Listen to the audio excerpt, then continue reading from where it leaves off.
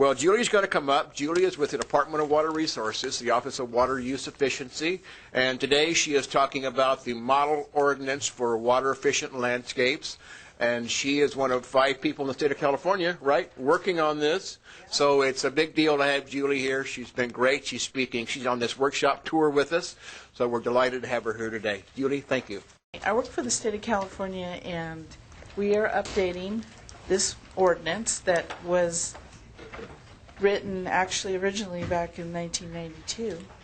You may know this law as AB 325. It was passed in 1990, and in 92 they wrote the ordinance, the original model ordinance, which became effect in 93. Unfortunately, most cities ignored it, or they exempted themselves, one or the other. But that is not a case now. They can't ignore themselves in their implementation, or they cannot exempt themselves. So that's changed. That was part of AB 1881 that you may have heard about that was passed 3 years ago. The legislature wanted us to keep the water budget approach because that is a fair way to implement an ordinance in such a big state with so many different kinds of climates. And it's targeted mostly at new construction because that's where you have the best chance of making a landscape efficient, is right from the start. They passed this law in 2004 that asked the Urban Water Conservation Council to form a task force, and there was 30 members, and Janet Harton was one of the members on the task force. And there was a lot of work groups. There were 4 work groups. A lot of people, over 80 people participated, and they came up with 43 recommendations in this report that they gave to the legislature. And they estimated that it would, if all these measures were put into use, that they could save, California would save nearly 1 million acre-feet of water a year, which is enough water for like over 1 million families, not people, but families. So the 43 recommendations they put in this report had 4 different topics. There were 4 different work groups. So it wasn't just plants. It wasn't just irrigation. They looked at the coordination and processes that cities and counties would have to deal with to make this work. They also looked at the economic impacts to the green industry and the cities and property owners. This is the history. Back in 93, I have 92, but it was actually 93. It was adopted then. So the provisions in 1881 said, update it, use the same water budget approach and so on, but it needs to work better than the old one. One thing that in the 1881 law that is new is all new water services that have a landscape area of 5,000 square feet or more need a dedicated landscape meter, so they can measure the water used only for the external uses. And also the California Energy Commission is going to evaluate different irrigation equipment and make a labeling and standards protocol so that equipment will be labeled, and you will be, as purchasers, be able to know the quality of it. It's kind of like the Energy Star program, where you know it's a better performing piece of equipment. So this ordinance is a model. It's for the whole state. Now, local agencies can write their own, but as a model, we had to make it work for the whole state. So the easiest way to do that is a water budget approach. So you think about how different the climate is between Eureka and Palm Desert and Lake Tahoe, and they all have to work under the same set of rules. How are you going to make that happen? A water budget will do that. The other big change is, or the only big change I should say, is we reduced the ET adjustment factor from 0.8 to 0.7. The applicability is in mostly commercial and public landscapes over 2,500 square feet. Recreational turf and food gardens and landscapes irrigated with recycled water will have an ETAF of 1.0. So they actually get a little more water because either they're producing a crop or they need some extra water for leaching in recycled water to leach the salts. A few residential landscapes are applicable. Those are things like developer-installed track home front yards and a few very large estate-type landscapes. A few landscapes are exempted, and those are things like cemeteries and historical sites. ETF was lowered a slight bit, and a lot of people have commented negatively. A lot of the landscape industry felt very threatened by this, that they would not be able to keep their landscapes in good shape with a little bit less water. What it means is the plant factor stays the same, so they don't have to change the type of plants they use. They have to have more efficient irrigation systems. So if you think of it, the calculation like a teeter-totter where the plant factor's in the middle and it's 0.5, it stays the same. And that's the mix of plants. Most people don't understand what that means, but it just means the mix of plants where you have a little bit of grass, a little bit of trees, a little bit of shrubs. So it's kind of an even mix. Then on one end you have the water, and the other end you have the irrigation efficiency. And so your irrigation efficiency goes up, so your water budget goes down, but your plant mix stays the same in the middle. This is a kind of a non-functional, really big turf grass on a slope, very wasteful. It's up in the Rockland, Roseville area, hot climate. So hopefully the trend in commercial landscapes will be more towards this. This is at the Intel site in Folsom. It's on terrible volcanic rocky soil. And yet it's very beautiful and it's very water efficient. They do still have grass, but they have a lot of trees and shrubs. So it's a lot more interesting, a lot more pleasant for the people that work there to go out and walk around. You know, landscapes without grass don't have to be boring or plain or just green, desert landscapes. Now, I know in Southern California, the desert landscapes are a lot more accepted than they are in Northern California, just because much of Southern California is a desert. But you don't have to have desert landscaping if you don't want it and have water efficient landscape. We don't exclude any plants. That's a state law. We cannot do that. However, we do recommend in the ordinance that people avoid using known invasives, that you consider the size and suitability of plants, trees and really close to buildings, that kind of thing. We've looked into this, and the invasive plant topic is very weird. It's very hard to decipher. There's county, local codes, there's state laws, and there's federal. The federal laws are like noxious weeds. So we couldn't find any way that we could prohibit them unless they're already prohibited by the noxious weed laws. And what's invasive in one place is not here. Now here, ice plant might be really scary to people on the coast, but where I live, it's perfectly fine. No problem whatsoever. So it just, it's also subjective depending on where the location is. So as long as they're following the laws for invasive and noxious weeds that are already on the books locally or federally, then yeah. It was more to, I guess, make people a little bit more secure that there's a lot of people in the nursery industry who are afraid that certain plants are just going to be not allowed because their water use is high, and that's not the case. They can still use high water use plants. You just have to balance it out with more low water use plants. So it's like the teeter-totter thing. So and we've struggled with that. And actually the California, CalIPSI, they gave us some language recently that will clarify it for us, because we've just put our latest version out on public comment, and we were struggling with the language, and they have. My coworker told me, I haven't read it yet, but she said they did give us some language that I think will fix that. And we also asked, we can't demand, but we asked that cities and counties follow their local tree ordinances because of this kind of situation.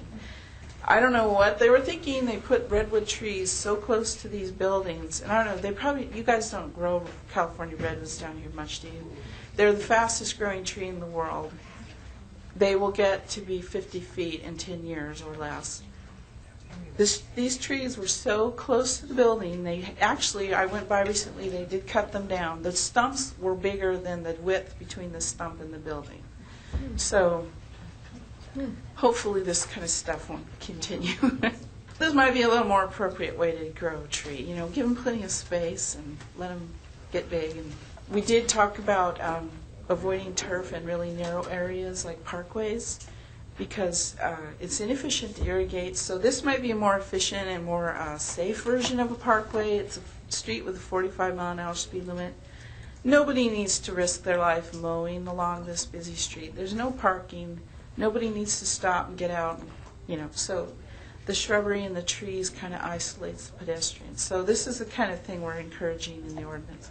In this AB 1881, they do talk about stormwater retention, so that is part of our, it's written into the ordinance in such a way that we ask them, tell them they have to retain their water on site. We do talk about, there are some restrictions to different types of irrigation equipment based on whether it's adjacent to pervious or impervious surfaces. So there's a 24-inch setback. So if it's up next to impervious concrete, you cannot irrigate with spray within 2 feet. If it's pervious concrete, then that restriction's lifted. So we can't require those things, but we can. We have asked the irrigation be appropriate depending on whatever surface material is there, and that goes to slopes too. And I think we'll get up to slopes. I'll show you the picture of that. So this is in San Diego, where they've also abandoned the turf next to the busy street. So that's a really nice example. This is all well composted or mulched anyway. So even though it is a slope, hopefully there won't be any water running off of it. Another version of a water efficient parkway. So in the law, we are also told that we have to address overspray and runoff, because overspray is a big waste of water. Runoff, wastewater, and the stormwater issues, and a lot of things, factors that a lot of people don't think about, but people in cities and counties do, is the amount of damage that runoff and overspray produce. Infrastructure damage to pavement and buildings, fences and stuff. And the city has to worry about liability issues, especially if somebody is flooding a park, a city park, and somebody has a car accident or slips on the concrete. That could be a big liability issue. So these are things that kind of go beyond what people normally think of in water conservation, but they will affect the overall picture for a city. And there's things like this. This is a new landscape. The buildings are not even occupied yet. There's no reason for this to be happening. They have got great plants. It's mulched. Everything's great except the irrigation that they chose. And spray irrigation is just not appropriate for these big shrubs. And this has been on for only a few seconds, for a few minutes maybe, because I came along as the site was going through its cycles. So the sidewalk, which is sloped, is all wet. So again, another liability issue. So our ordinance doesn't really deal with the liability issues. I'm just pointing them out to you as people that work for cities that, or private property owners. These are the kind of things that fixing the irrigation system will also fix these other liabilities. So as I walked along and each station changed over, this is the next one. It had only been on a few seconds and the ground is already wet. So how much water is being wasted on a daily basis as this irrigation runs several days a week for months on end? And this is the toe of the slope of that big turf area I showed you at the beginning. It's been running off for so many years that it has eroded down to the aggregate. And if you can notice, there's a little bit of a green tinge around the wet spot. This was fall, and during the winter it was going to stay wet all the time. All that algae is going to grow and be another slip and fall hazard and liability. So we don't worry about that, except we know that's something that you guys might worry about. This is a real easy fix too. All it needs is a check valve. Each sprinkler head needs a check valve. Then the water won't run off. This is another example of just unbelievable runoff off a slope, turf slope. This is too steep to play on. It's a commercial area. Nobody uses this turf. It's in Roseville, so it's pretty hot, so that, they have to water frequently. There's so much water running off of this slope that there is a wetland forming at the base in a parking lot. There are cattails. And I took this picture a few years ago. I went by this site a couple nights ago. I didn't have my camera. I would have shot it. There are 20-foot tall willows in this parking lot now. So it's become habitat now. There's so much runoff that this is evolving. So instead of having water running off the landscape, this would be a better example of having water running into the landscape. So it's a retention area in a parking lot.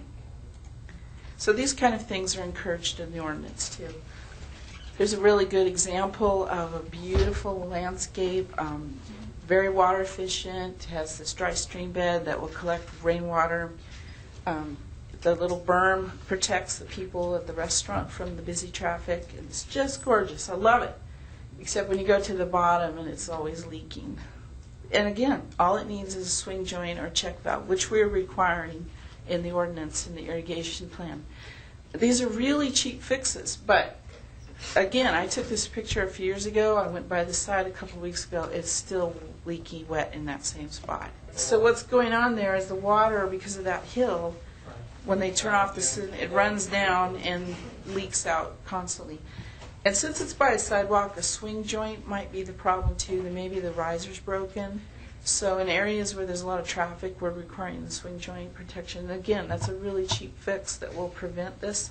This is a lot of wasted water, plus it is more liability to the property owner. And it's been going on for years, because this picture's at least 5 years old, and I saw it 2 weeks ago in the same spot. It's still wet. So nobody has noticed. And that's an opportunity for the landscape maintenance guy. He could have said, you know, you got a leaky problem here. For X amount of dollars, I can fix it for you and reduce your liability. But hasn't happened. We do talk about slopes. We're prohibiting turf on slopes over 25% because it's just too dangerous for people to mow them, and you can't irrigate them efficiently. Slopes are allowed for other types of vegetation. If you do need a slope with turf, they're allowing it with, as long as there's impervious material at the bottom, so at the toe. There's no butting up to a sidewalk unless it's impervious concrete.